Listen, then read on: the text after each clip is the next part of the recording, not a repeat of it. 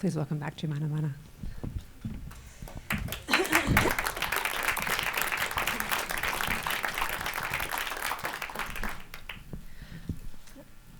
I read that you got started on this through because of other research that you were doing in a sort of sideways way. Can you speak about that just general context a bit? Sure. So I first came across the name Robert Lachmann in the memoirs of a Palestinian musician called Wasif Jawhariya, who left behind 2 volumes of memoirs about Jerusalem from the turn of the century till about the 1950s. And as a musician, he was narrating the city through his performances and through the nightlife. And there's one chapter where he talks about his encounters with Dr. Lachmann, a German who recently arrived to the country and who used to like to come visit him. And they had arguments about the future of Arabic music and how it would develop. And I think these kind of arguments are what captured my attention.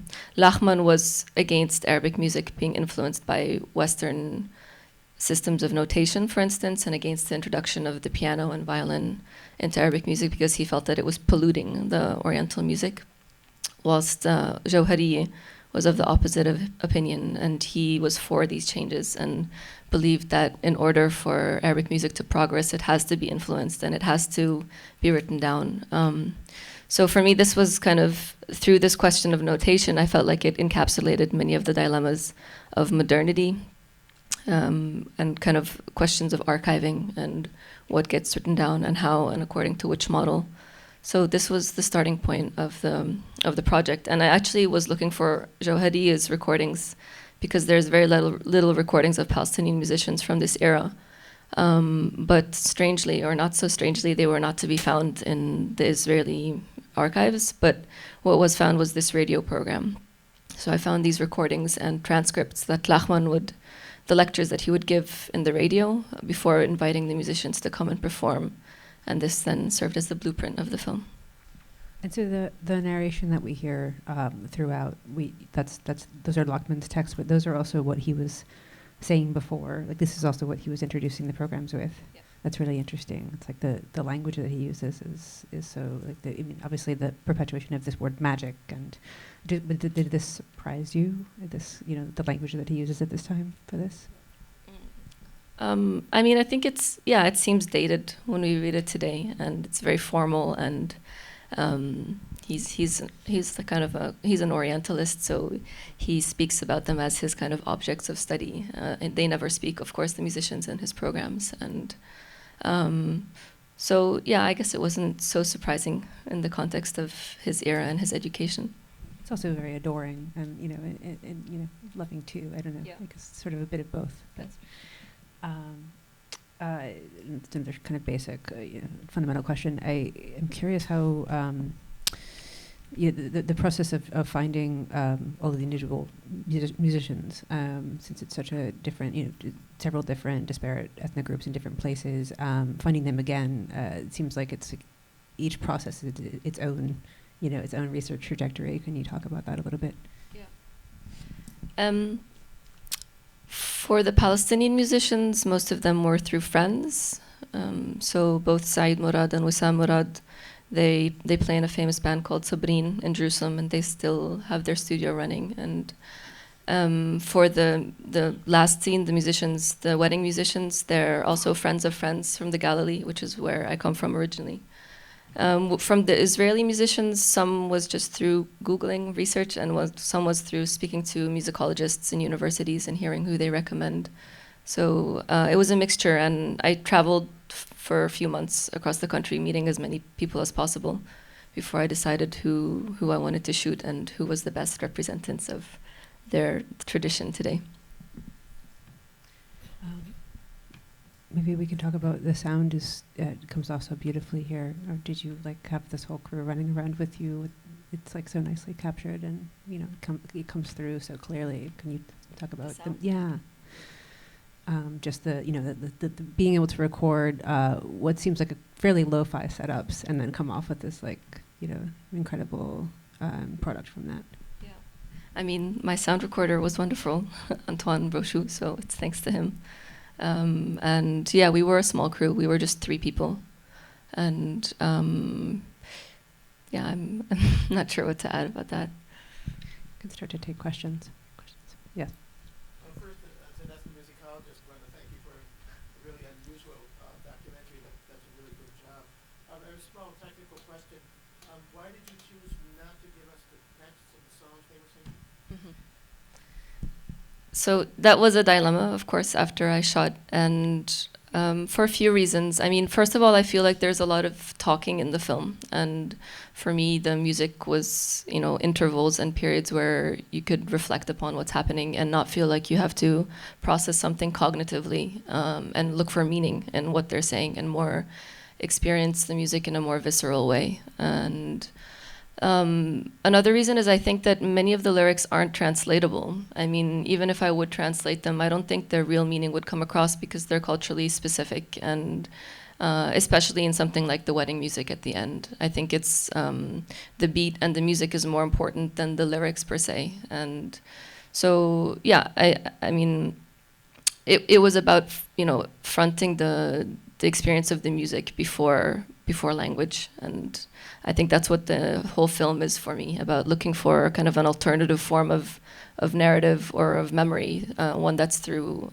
like a libidinal form or a muscle memory of some sort.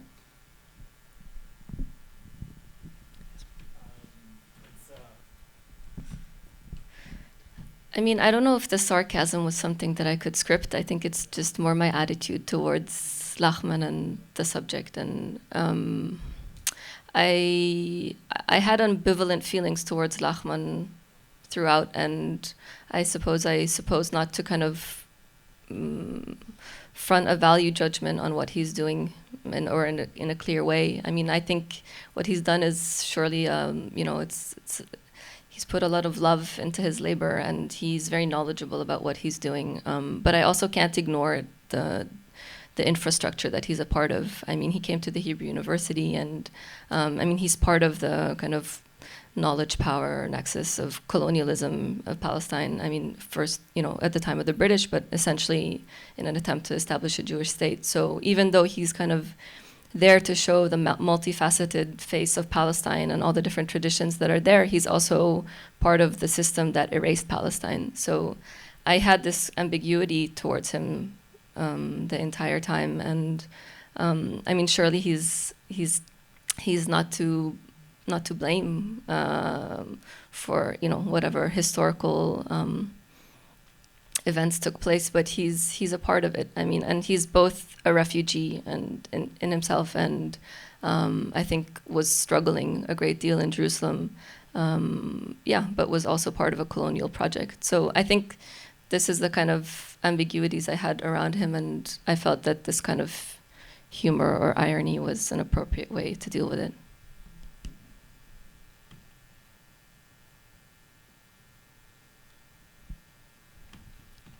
Can you talk about your choice of spaces and locations for where you did the interviews and recorded the performances? Many of them were interior, many of them were domestic or quotidian spaces. Mm-hmm. The question is about the choice of the types of spaces where the recordings took place. So the film is kind of a restaging of the process of making the film. I was looking for musicians as the best representatives, as Lachmann calls them, of their tradition, and so I traveled to people's homes to meet them. And then when I came to shoot, I asked them to kind of restage our first encounter. So many of these encounters took place in people's homes, and I suppose I wanted, first of all, to also emphasize the segregated nature of the country at the moment, and not to bring them all to the same location, because that's physically impossible today, because Palestinians from the West Bank can't enter Israel, for instance. And I didn't want to suggest the gathering of all these people together in one space. Because that space is lost. I mean, and that is the historical Palestine that's lost, that Lachmann was working with. So it made most sense for me to travel to their locations and to their different homes, and to bring the recordings on an iPhone in a very simple way and ask them to respond to it. So I think it was about that. It was not about inviting them to come to one place because they're not on equal footing, and rather to do kind of an ethnography of their daily life and how the music is figuring into that. And then on a more meta level, I think the film is also kind of a reflection about Palestinians living in Israel and their proximity to Israeli society, which I find to be an extremely claustrophobic experience. And I found that many of these scenes, for instance, most of all the one in the kitchen at the very beginning with Moshe, the police officer, I think is kind of an example of that claustrophobia, where he's saying he's not a very intrusive man, but he's posing like, questions which are revealing his stereotypes towards a young Arab girl. And so I wanted to keep the spaces in that kind of tight and slightly uncomfortable space. How much time do you spend with the people that you ended up filming before? And also, I guess I'm curious, what, if any, conversations you had with them about Lachmann and his project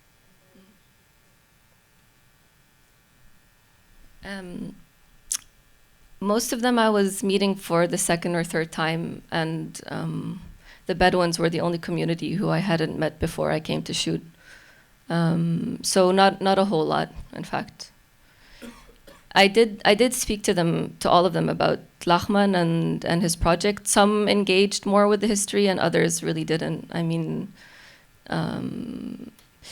for instance, Osama Abu Ali, the wedding singer at the end, I told him about Lachmann's project and the debate about music, and some of what you hear here when he's talking about his relationship to sol and what's sol and like learning notation comes out of the conversation I had with him about Lachmann.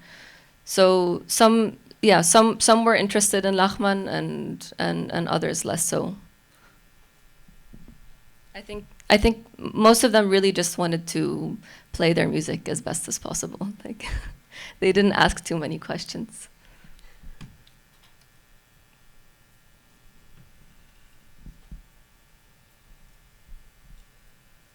And you had mostly asked them to do these are the songs that are directly from the program originally. Was there any sort of debate about making, about sort of this precise reenactment or precise remake? Yeah, they're not at all precise reenactments. So basically what I would do is I would bring them the recording and say, so this is what he recorded with the Samaritan community in 1936. And with the Samaritans, I mean, it's a liturgical song and it's cantillation. So it hasn't changed, and it hasn't changed for thousands of years. I mean, that's what they claim. So with the religious music, there was less changes, especially with the prayers. But with the secular music, it has changed a great deal. I mean, the wedding music at the end, for example, that's a radical change from how they used to play before. There was no electronic keyboards in weddings, no synthesizers. So I just invited them to respond in the way that they found was appropriate. And we talked about it, and they offered different kinds of songs, and we chose one together.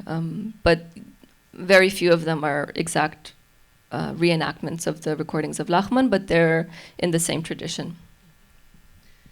And I guess this is a fraught question, but you're doing this today. I'm curious if you, this is so heavily researched, how different the map is about where all of these different communities live, and like what that map looks like today versus what it looks like then. I mean, we're aware of a lot of basic map changes, but like where are the Kurdish Arabs living? Like, is it completely changed, or are these enclaves that have held to some degree held tight? Or so as far as I know, Lachmann's musicians were all living in or around Jerusalem, and I shot the film all over the country. So, and some of the communities didn't exist. For instance, the Moroccan Jewish community, they weren't around in the 1930s when Lachmann was there, and this is why he says in his lecture about the North African music that I apologize that I have to play you records because this kind of music does not exist in Palestine. because the North African Jews immigrated to Israel in the 1950s and 60s, so far after the establishment of the State of Israel. And other communities existed in very small communities in the old city of Jerusalem or outside it, like the Yemenites. So that's in terms of the Jewish communities. As for the Palestinian ones, I mean, many were exiled, but there's still kind of the three main communities. That's the Bedouin, the urban population, and the rural one. And those three traditions continue, although the Bedouin one is the one with the least continuity, I would say, in terms of their music, and they were the hardest to find.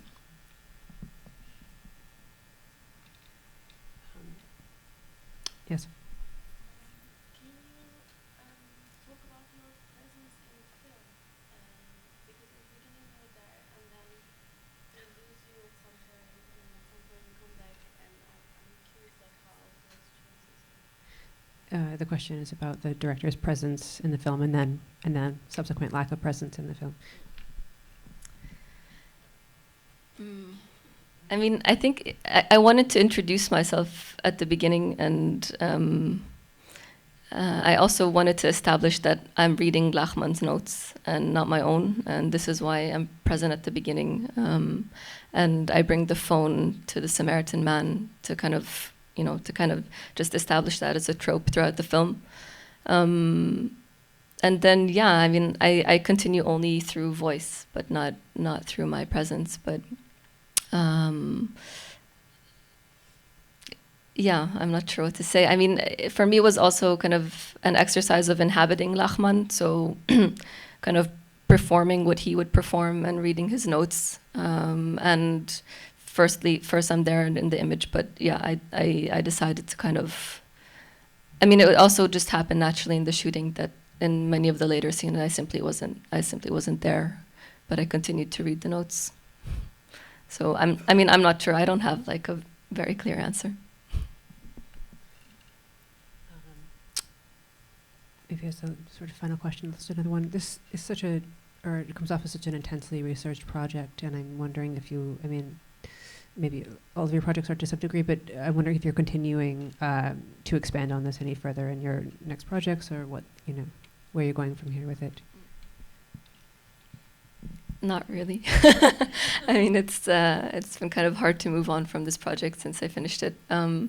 What I am still pursuing is kind of a larger look or kind of larger research question about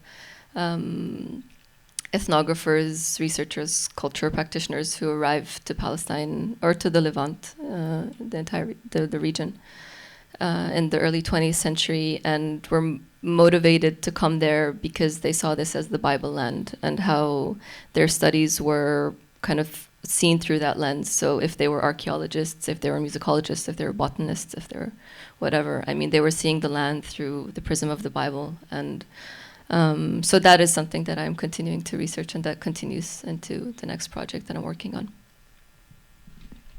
Thank you so much. And we'll just go around the corner and have a drink and hang out. Thank you. Thank you.